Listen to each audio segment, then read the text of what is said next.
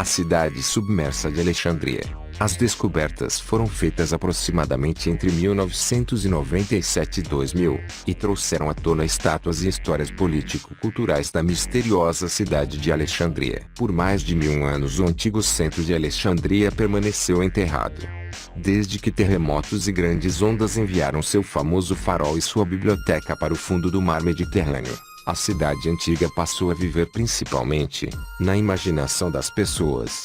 Como parte da cidade submergiu, nas últimas décadas os arqueólogos têm escavado em terra e feito pesquisas submarinas, e as dificuldades são muitas porque a moderna Alexandria foi construída sobre as ruínas da velha cidade.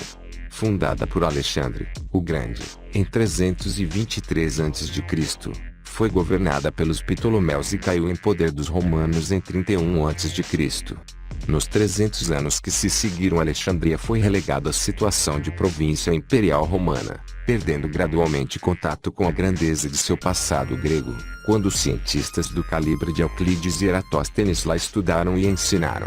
Seu principal produto de exportação deixou de ser a ciência e passou a ser os cereais.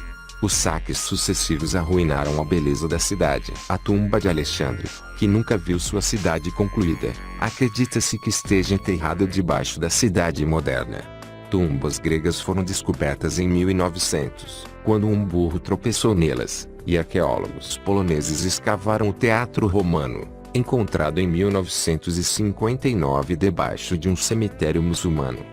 Desde 1994 que são realizadas pesquisas submarinas que exploram ruínas submersas junto ao Forte Catibai e os destroços de navios gregos e romanos. A descoberta de cargas afundadas permitiu conhecer o tipo de comércio mantido entre Alexandria com o Mediterrâneo no período compreendido entre o IV século a.C. e o VII século d.C.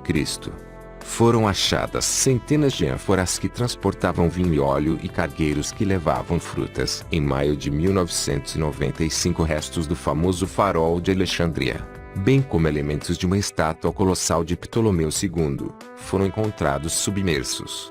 Uma vasta necrópole grega, com mais de 240 tumbas, foi descoberta em 1996 oeste do antigo porto, durante trabalho nas fundações de uma ponte para uma estrada nova.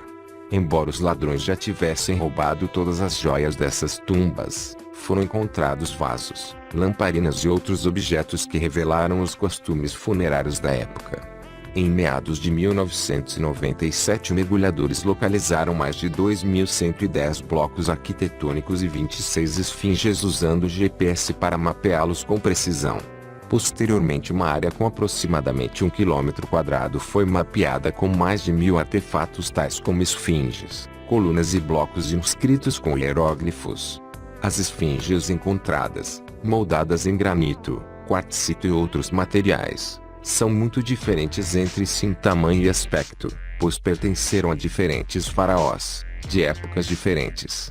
A mais antiga pertenceu a Sesostris III, 1878 a 1841 a.C., da 12ª dinastia, e uma das mais recentes pertence ao faraó Psamético III, 526 a 525 a.C., da 26ª dinastia. Todas elas são originárias de Heliópolis, ao norte do Cairo, e foram destruídas na época ptolomaica. Esse santuário egípcio muito antigo foi usado como uma pedreira. De lá foram retirados obeliscos, esfinges e todo tipo de peças faraônicas para que fossem usadas em Alexandria. Algumas delas, como obeliscos ou esfinges, foram empregadas na decoração da cidade. Outras foram utilizadas como material de construção. No mesmo ano, as escavações em terra desvendaram uma imensa necrópole. Em 1998 foi resgatada do fundo do mar uma esfinge de Ptolomeu XII, Aulete, pai de Cleópatra. A remoção de modernos blocos de concreto do sítio subaquático, em março de 2001, expôs uma área nova aos arqueólogos. Nela foi descoberta uma série de enormes elementos arquitetônicos, bem como fragmentos de pernas que podem completar as estátuas colossais dos Ptolomeus e de suas rainhas encontrados nas campanhas anteriores. Ainda nesse ano, as escavações terrestres revelaram uma vasta cisterna e deixaram visíveis a superestrutura do monumento relativamente bem preservada. Seu interior consiste em arcadas de colunas com capitéis antigos reutilizados. Essa escavação faz parte de um estudo contínuo das cisternas de Alexandria, que já produziu resultados tangíveis na compreensão do sistema de provisão de água da importante cidade ptolomaica. Em 2002 foi localizada submersa uma porta monumental de granito de Assuão. Ainda submersa, dela foram reconstituídos, graficamente, 2 patentes, um lintel curvo no estilo egípcio e também lajes com um sistema de dobradiças para uma porta dupla. Trata-se da entrada de um monumento extremamente grande, provavelmente o próprio farol de Alexandria. Além de tudo isso, ao longo de todos esses anos, dentro da cidade foram descobertas habitações romanas e ptolomaicas, cemitérios antigos e muitas cisternas. O arqueólogo francês Jean-Yves Impereur, um europeu residente em Alexandria, é provavelmente quem mais contribuiu para a divulgação da cidade. Depois de ter feito escavações na Grécia, Delfos, Argos, Delos, Tasos, em Chipre e na Turquia, Impereur instalou-se em Alexandria em 1990, fundando o Centro de Estudos Alexandrinos, que tem tido um papel central nas investigações da última década e que aloja uma pequena biblioteca de 5.000 volumes sobre a cidade, aberta ao público. Há 10 anos, os arqueólogos sabiam pouco da Alexandria grega, a mais antiga. Entretanto, aconteceram descobertas extraordinárias no fundo do mar. Foram 10 anos de escavações terrestres. Podemos destacar, em 1997, a descoberta da Necrópolis, um complexo funerário gigantesco, a revelação de ruas, de casas macedônias dos primeiros colonos que vieram com Alexandre, o Grande, no final do século IV a.C., uma quantidade enorme de cisternas. Sabíamos de uma, agora conhecemos 154. No mar, as pesquisas revelaram os restos do farol e 6 estátuas colossais dos Ptolomeus, representados como faraós, e de suas esposas reais, representadas como a deusa Ísis. Portanto, avançamos no que respeita ao monumental, à vida cotidiana e após a morte. É toda a Alexandria submersa e subterrânea que está aparecendo, o sistema hidráulico, o sistema funerário e a cidade dos vivos. Outras escavações submarinas revelaram as frotas de barcos gregos e romanas. Trabalhávamos em 5, o que nos permite ter uma nova ideia do comércio de Alexandria com o Mediterrâneo. Tudo isto, claro, é condicionado pela modéstia dos meios financeiros. Cada ano, os egípcios nos propõem uma dúzia de escavações de emergência, e é possível responder positivamente a 4ª parte, no máximo.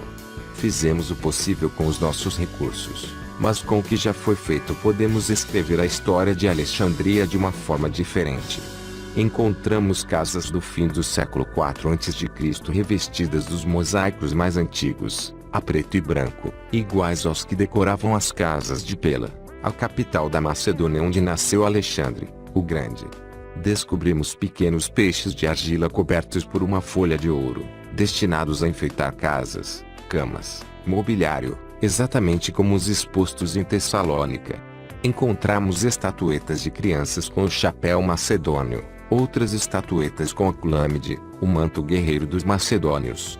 Foi só depois da 2ª ou 3ª geração que os primeiros colonos começaram a adoptar as vestes egípcias, que há uma egiptização dos Ptolomeus e dos gregos que vivem no Egito, ao ponto de termos encontrado, na necrópolis, gregos mumificados no decurso do século II a.C., o que era algo absolutamente impensável quando os gregos aqui chegaram. Quando andamos nas ruas de Alexandria temos sempre 12 metros de história por baixo dos pés. Há essa espessura que dá uma natureza particular à cidade. E no mar, todos os dias encontramos novos fragmentos. Nos fundos submarinos da Baía de Alexandria há milhares de colunas, mais de 30 esfinges, uma dezena de obeliscos, estátuas colossais. É incrível ver os pequenos peixinhos a brincar entre as esfinges.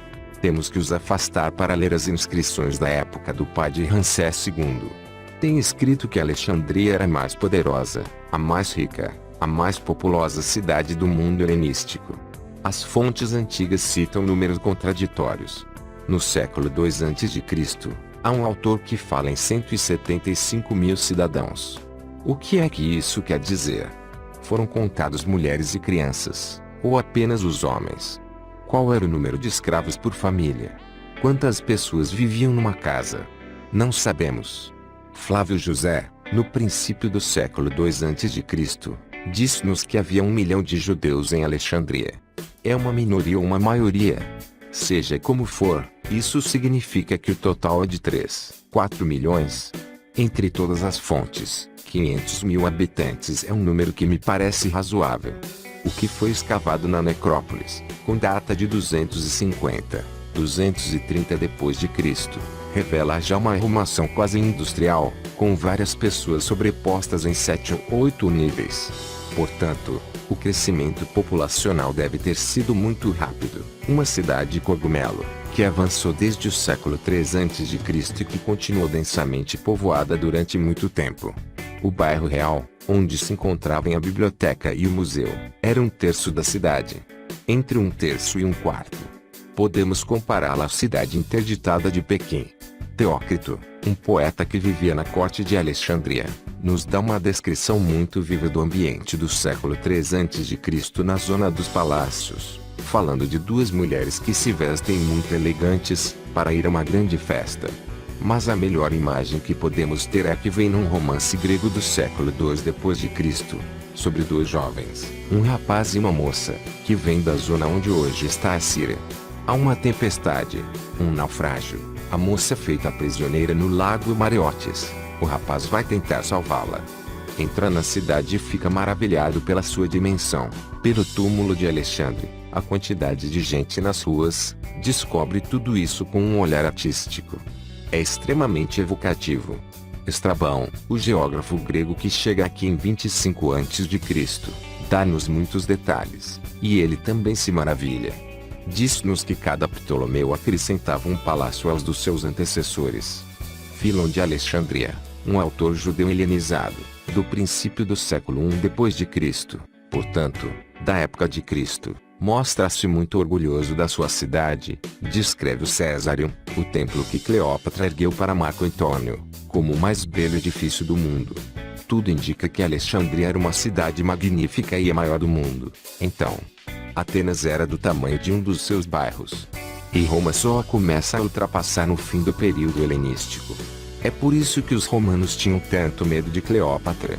Esse medo dos romanos mostra o poder dos Ptolomeus, a riqueza que saía do solo egípcio e o seu comércio. Encontramos, frequentemente nas costas do Mar Vermelho seda, cerâmica e mesmo velas de barcos que vinham da Índia. Havia um comércio não só dos bens produzidos no local mas também de produtos extremamente caros, seda, especiarias, marfim, que Alexandria redistribuía por todo o Mediterrâneo. Cleópatra é descrita mais tarde como alguém de humor ligeiro, uma negra, quando devia ser uma macedônia loura de olhos azuis, e culta. Conhecia o grego, o latim, a língua egípcia, e era uma muito hábil política. Creio que o Império Romano tremeu quando Cleópatra travou a Batalha de Actium, em 31 a.C., ganha pelo sobrinho de César, Otaviano, que então conquistou o Egito, e veio a ser o primeiro imperador romano. Foi por um erro tático que Marco Antônio e Cleópatra perderam a batalha, mas se tivessem ganho talvez hoje falássemos grego, e não as línguas herdeiras do latim.